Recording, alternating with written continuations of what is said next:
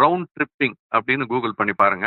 ஒரு குற்றச்சாட்டு எழுந்தது. அதுக்கு ஸ்பெஷல் இன்வெஸ்டிகேஷன் டீம்னு ஒன்று அமைத்து கேமன் ஐலாண்டுங்கிற ஒரு ஐலாண்ட்ல அவங்களுடைய பாப்புலேஷனே 50,000, அங்கிருந்து 80,000 கோடி இந்தியாவுக்கு வந்துச்சு அப்படின்லாம் ஒரு செய்திகள் வெளிவந்ததை நீங்க பார்த்திருப்பீங்க. எப்படி இவ்வளவு பெரிய அமௌண்ட் அங்கிருந்து வந்தது அப்படின்னு பார்த்தால் கடைசியில் அது வந்து ஒரு ரவுண்ட் ட்ரிப்பிங் அப்படிங்கிறதுக்கான வாய்ப்புகள் இருக்கதா கண்டுபிடிக்கப்பட்டது. அதாவது இந்தியர்களே அங்கு வந்து எஃப்ஐ நிறுவனத்தை ஒன்று ப்ரொமோட் பண்ணி அதன் மூலமாக இங்க ₹1 ₹2 வாங்கின பங்குகளை மெல்ல மெல்ல ஏத்திட்டு போய் ஒரு 100-200 ரூபான்னு அவங்கள்ட்ட விற்கிறது. அதுவும் இவங்க நிறுவனம் தான். இங்கிருந்து ஹவாலா மூலமாக பணத்தை கொண்டு போயிட்டு அந்த பணத்தின் மூலமாக 100-200 ரூபாய்க்கு அவங்க வாங்கும் பொழுது இங்கு ₹1 வாங்கினவர் ₹100 விற்கும் பொழுது ₹100 டாக்ஸ் கிடையாது. முன்பு 2018-19 நினைக்கிறேன். அதற்கு முன்பு வந்து ஒரு பங்கை வாங்கி ஓராண்டுக்கு மேல் வைத்திருந்து பின் வித்தீங்கன்னா அதுல ஈட்டக்கூடிய லாபம் முழுவதும் வருமான வரி விலக்கு பெற்றதாக இருந்தது. Long term capital gain exempted without any limit. ஆனால் அது 2018 அல்லது 19க்கு பிறகு மாற்றி அமைக்கப்பட்டு இப்ப நம்ம அது வந்து ₹1,50,000 மேல போனா நம்ம டாக்ஸ் கட்டுறோம். 12% ₹1,50,000 இருந்தா டாக்ஸ் கிடையாதுன்னு இருக்கு. அந்த முன்பு அந்த ஒரு ப்ரொவிஷன் இருந்த பொழுது இந்த மாதிரி சிலர் வந்து அதை தவறாக பயன்படுத்தினாங்க.